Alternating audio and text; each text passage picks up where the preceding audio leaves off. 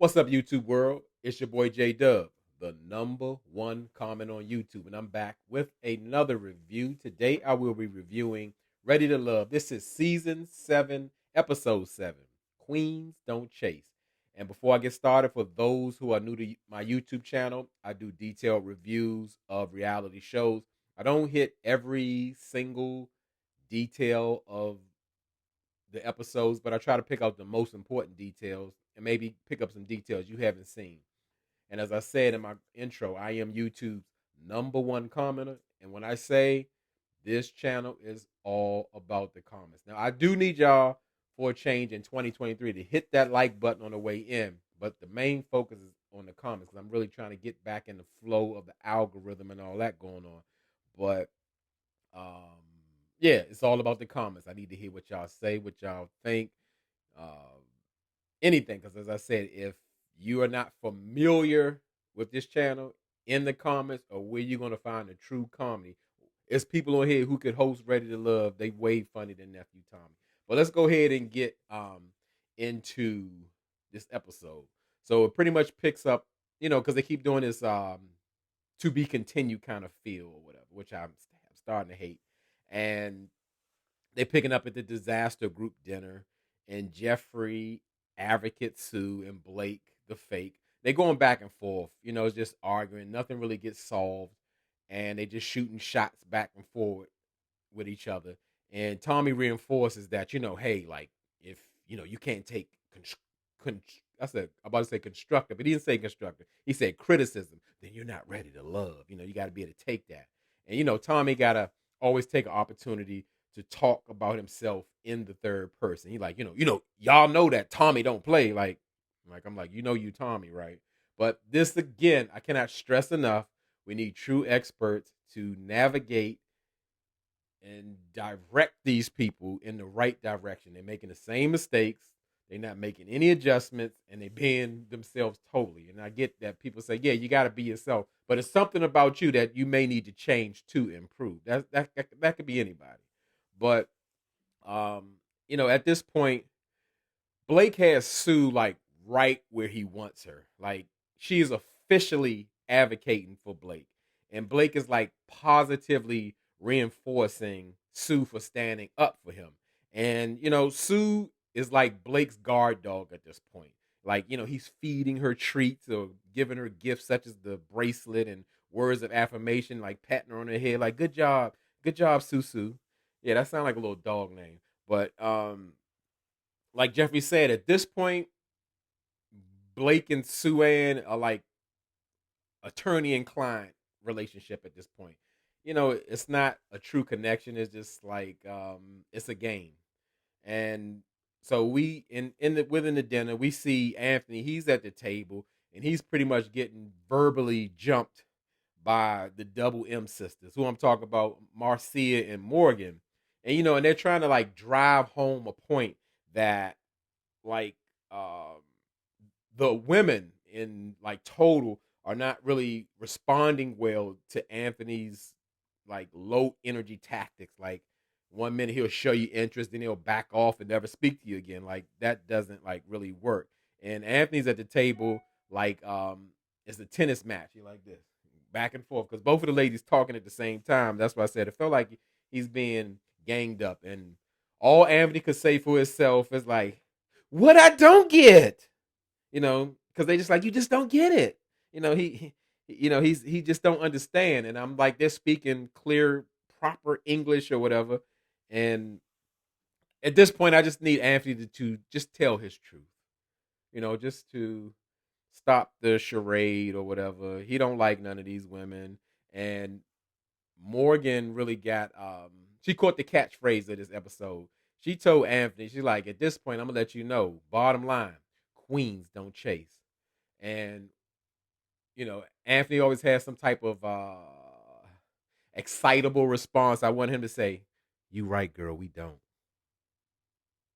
You know, that would have been it. That'd have blew the show up, but he ain't ready for that. So let's on this episode, we got to see a bit more of Jonique because they don't really focus on her like that. We get to see glimpses of her. And I would tell you in this episode, like while she eating lunch, Jonique made sure you saw her bracelets and watch. She's sitting at the table like this, you know. So yes, this what I was doing, and yeah. But I get it. I get it. She this her. When else is she gonna be on TV? She got to stunt. She got to put it out there like that. And hey, and I hear she from from my area, the DMV, and she better watch it. I don't want nobody to rob or whatever because they do a lot of robbing, robbing around here when you got something real nice on. But anyway, it's more so we got to see like more of her personality come out. She was like really flirting with Tony or whatever. She was telling them like I want to see you drinking on that yak because Tony told me he get real nasty when he get to drinking that, and she want to see. I'm surprised that ain't the same talk where she talking about like she's ready and intentional and ready to be a wife and all that. Sound like the turn up side of Jonique. And one thing that really surprised me about Jonique, I remember when Jonique and Lyndon had a date, and it really wasn't nothing. And I said it looked like two friends just talking at the bar, and more so when they were talking this time at the group dinner, it really showed like they like are actually friends. And I don't know, opposites attract, or maybe coming from the standpoint of Jonique was saying like they're friends so they actually can build something. So it seems like she would be willing to try to build something with Lyndon because they say a lot of relationships can work when you start off as true friends or whatever. So I don't know, but I think Lyndon is just great at being around people who don't expect much from him. So this is where the episode gets a little strange because they really dive into the point where Andre is so heartbroken and he can't understand why Mercedes didn't check on him when he was out sick. And I didn't know that him and Mercedes actually had a strong connection because he was saying like she was the top connection. I'm like, I never even seen them talk to each other. To me, Ready to Love is not showing what needs to be shown. We don't see what we need to see. They give us, the Tommy jokes and stuff. I need to see more dates. I know we can't listen to their phone calls and all that, but we need more. I'm gonna tell you that. We definitely need more. It's a lot they leaving out. And Mercedes gave him the best explanation and honest explanation that she could. She was like, "Hey, like you were gone. I was exploring my connections that I had with my other people, Mark Anthony and whoever else, and pretty much like you're out of sight, or out of mind. So she's not even really thinking about you. Like this man is so torn apart. You just met this lady. How much connection could you've had with her to be just so torn up and you can't understand it, and she did you wrong, and how could she? I just don't get it. And Andre was pissed, and he was like, "Oh well, that's all I need to know." And he pretty much had to, leave in like with a grand entrance. He was like, "Well, like that's all I need to hear," and I'm out. And he tried to swing his little tail or whatever. It didn't work. It was a moment. He just was trying to just to let Mercedes know he was pissed at her. He done with her, and that was about it. So but Andre shouldn't be so bent up about it because, again, what we last saw of him, he had such a wonderful and touching moment with Cynthia. And I mean, he heard her soul and he was there for her. He comforted her. And I mean, I told y'all that wasn't about nothing. He act like Cynthia don't even really exist. Cynthia, Andre is still on Cynthia's radar, but Andre ain't really mentioned Cynthia like that. And y'all need you to start listening to me more because it wasn't about nothing. Y'all get so touched and moved about everything. But anyway, let's keep going. um, at this point, Jeffrey is kind of happy that Andre is back because obviously they had something very strong. They holding hands, and he looked like he wanted to kiss her and all of that. I'm not sure if he's willing to play stepdaddy as she's requiring, but Yeah, we're gonna have to see on that one because I really don't see it for that. Like I said again, Ready to Love has not shown us how strong Jeffrey and Andre's connection is. So, but at this point, we go to Morgan. Morgan, she used to be my favorite. That's what I'm gonna say because I was thinking of Cynthia. Cynthia is my favorite, even though she tried to get so deep in Erica Badu and all that kind of stuff and incense. But um, Morgan is kind of showing me why she's on this show, why she's single, why Morgan doesn't know that she's Morgan. And when she's when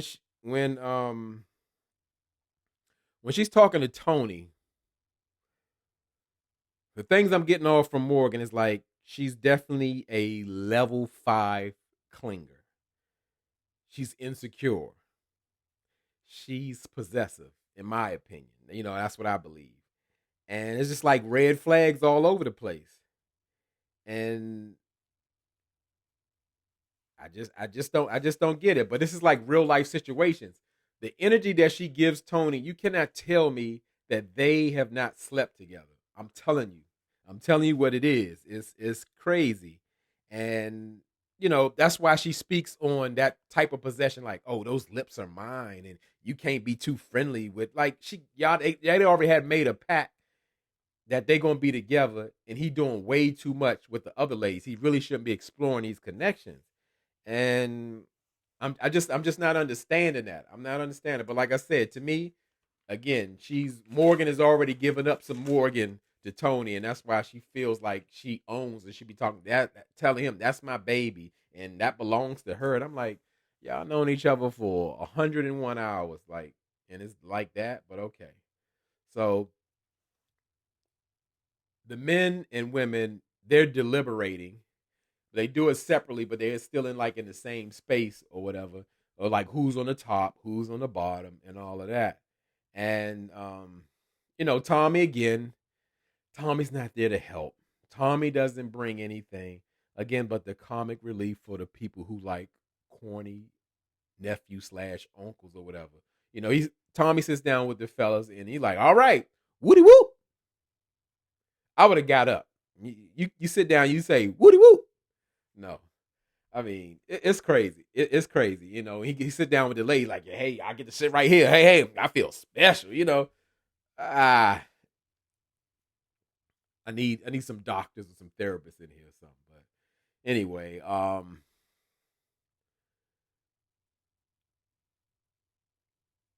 when they get to like debating, Blake says that of course Suanne is his pick or whatever. And I don't know if it's editing, but Blake says Sue works for me. Now that could be taken two ways. Like, yes, she vibes with me. She goes along with how I'm feeling, what I'm doing, or she's working for me. She's my spy in the ladies' lounge or whatever. But that could be editing, but he said it, and I could take it both ways. And at this point, the ladies, they pretty much saying Blake is like he's not the guy. Like he's nobody's here for him. And I just don't understand how and why he's here.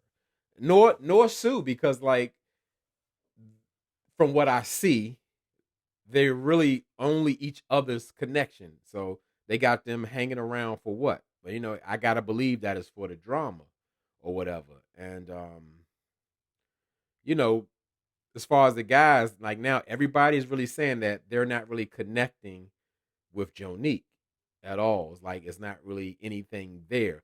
The only person that really kind of spoke up for Jonique was Tony. He was saying like, at that double date with him and Mark Anthony and Jeffrey, Jonique kind of threw a wrench in the game when, she spoke there was good words that he likes to hear.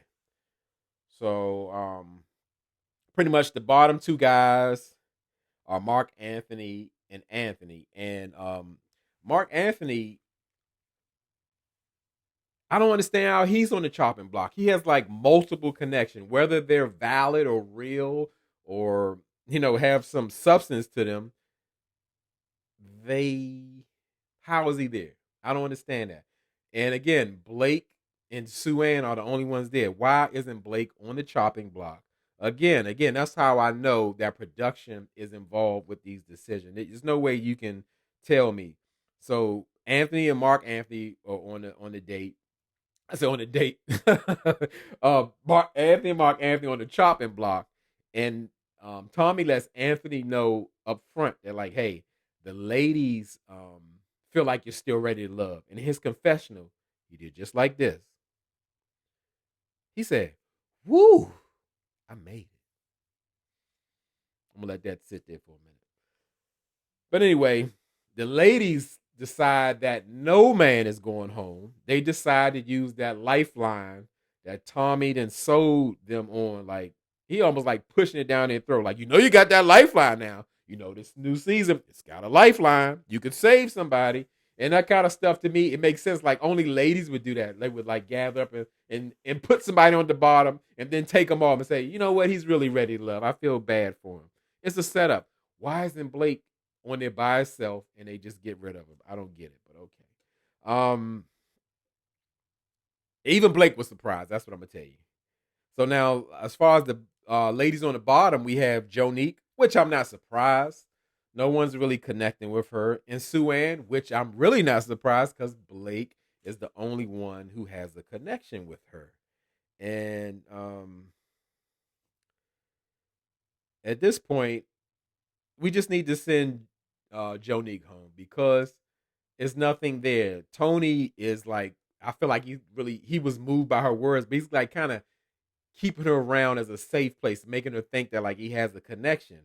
And Jonique just said like, "Hey, I'm I'm ready to love, but my love isn't here, and I'm gonna leave with grace and class, like as I do in any and everything." And she just walked off in the sunset. She seemed sad, like she was rejected a bit, but she said the good speech, like, "I still have pride in myself, while I'm still a believer that I can get this done."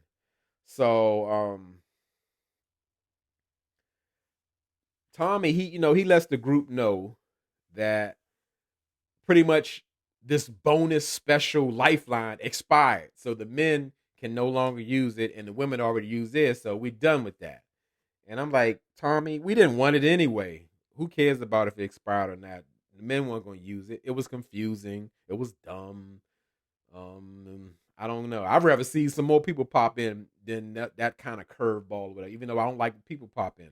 But, we get to see a one-on-one date with Anthony and Suanne, and Suanne is invited to Anthony's house. And I can say visually, what I just saw off the break, I'm impressed. I'm very impressed by his decor and everything. He has a nice, modern, open home. In the kitchen. They got some chairs. I got some chairs like that in my house, but certainly I didn't pick them, and I probably never would. Not probably, I wouldn't. It's almost like a woman lives there. But I'm sure that she doesn't. But anyway, the house isn't really impressive. Like I said, I like the floors, I like the countertops, I just like how everything was laid out. But before we go any further, I gotta hear somebody comment about Anthony's welcome floor mat. It's a Bish, take your shoes off when you come in my house. Now, if that ain't a Queens don't chase statement, I don't know what is. I know I get that. I'm with the policy. I subscribe to the Lil Wayne rap policy. I got animals on my floor. Take your shoes off at the door. I could get with that, but not Bish. Take your shoes off when you come in my house. No, no, no, and then one more no. But okay. Um, when Suanne comes in, Anthony is welcoming. He even gave her some little flowers or whatever, and she thought it was sweet and tried to kiss him on his cheek or whatever. And he didn't seem to care that she did that or whatever. And I just don't see anything between these people. I believe that production forced this date, and I wish it had given us something else. And Sue was trying to connect or find out like where she was in Anthony's rating or ranking. I hate when ladies or guys do that. However, I just don't think Anthony is interested in Suanne at all. They had a good night on the boat. Suanne wanted more, and that was it. That was it. And at this point, again, like why is he on the show? Why is he on the show? It's almost like he was avoiding Suanne and being vague, but he pretty much deflected it, and it got really weird. Thompson, well, this is what I want to do. We're gonna end this date, but I want to end it, with a dance, like how we did the last time, and you can tell your friends about me. Okay, even Sue Ann was like, "Yeah, I want to dance with you," but that's kind of weird because it was. People say and do a lot of weird things, and I think sometimes people being shocked in that moment and they can't like really respond to it. You know, let's just go to the next date. Let me get off of Anthony. And we see Jeffrey. She's sitting down with Mark Anthony on a one-on-one date. And after this date, this surely will be the last one.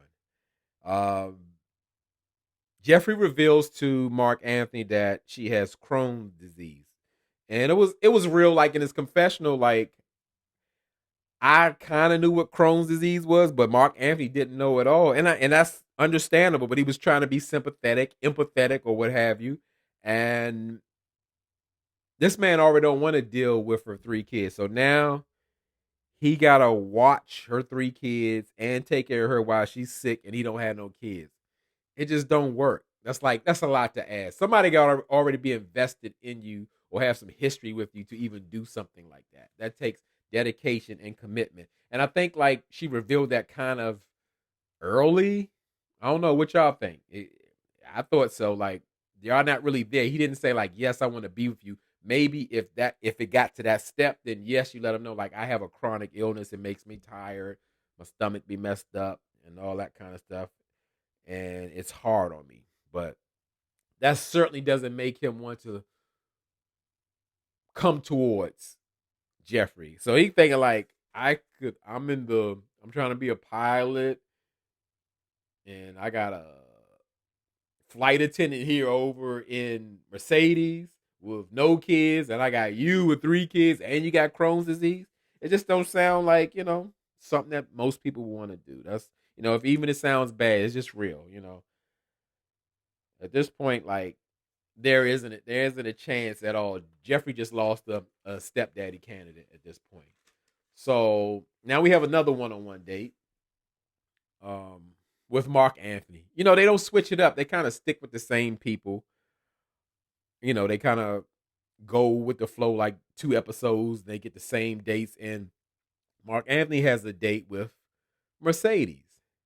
And I like how their date is like playful.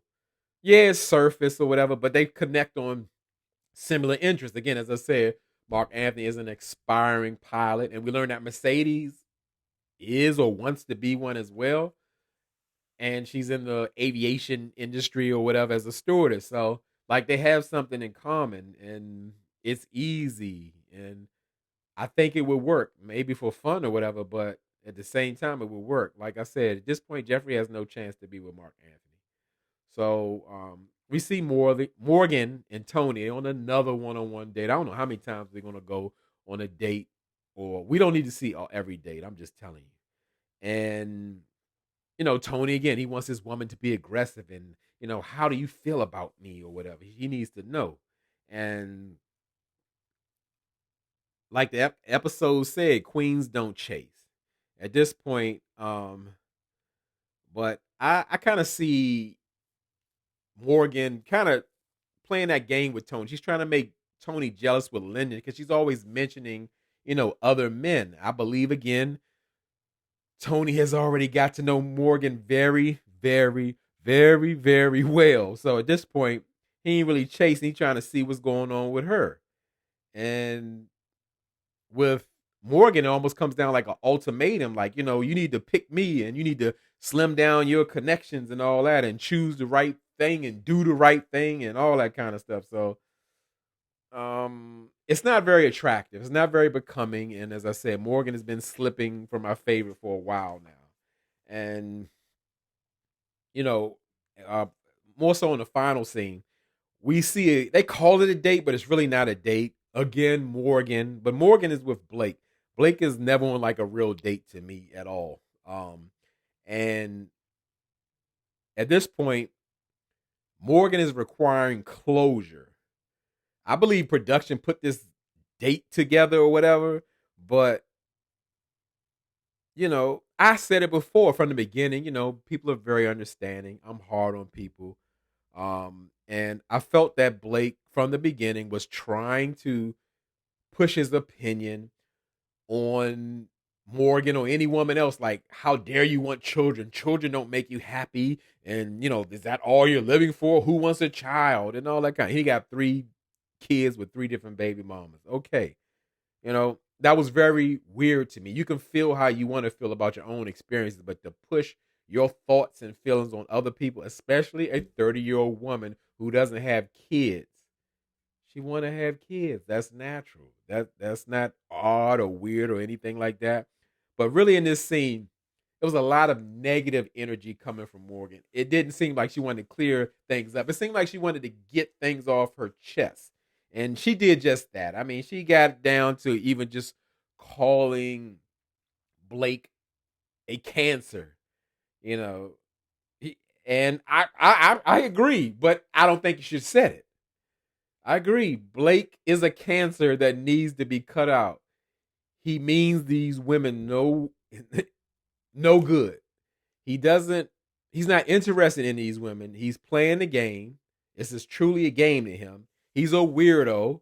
He has negative energy. He has very dark energy. And but still, saying all that, I don't think Blake deserved the tongue lashing that Morgan gave him. And I mean, yeah, at this point, they doing this for drama because this conversation was really unnecessary. It was just like Morgan getting her feelings off her chest, but she said that Blake wanted to clear things up. I just don't believe that. I don't think he cares enough to even want to do that, or even sees himself in such a bad light where he feel like he wronged Morgan or whatever. I like the way he came at it. It was like very mature. He absorbed those insults, and I don't encourage people to absorb insults, but he didn't really let it affect him. He was just saying like, your opinion really don't matter to me, or about what I say, what I do, or whatever. He didn't take it to her level. And I'm glad he handled it that way. It showed a lot of poise and class, even though I'm the opposite of a Blake fan. So it went off there because we already got our elimination early on, or only got one. So that was pretty much it. Drop down in the comments. Tell me what you think. Something I missed, something you want to add. This episode was all right, but I'm caught up on Ready to Love. I still haven't done Married at First Sight. I don't even know if I'm gonna do it because that episode was so bad. I need to be encouraged and moved to do stuff. I know I do this for y'all, but I do need fuel, and that show didn't give me any fuel to move forward. I don't think I will do it. Not on this week. So drop down in the comments. Tell me what you think. Something you want to add. I need to hear from you. And as I always tell y'all could be anywhere in this YouTube world, but you're here with me. I really appreciate it, and I really mean it.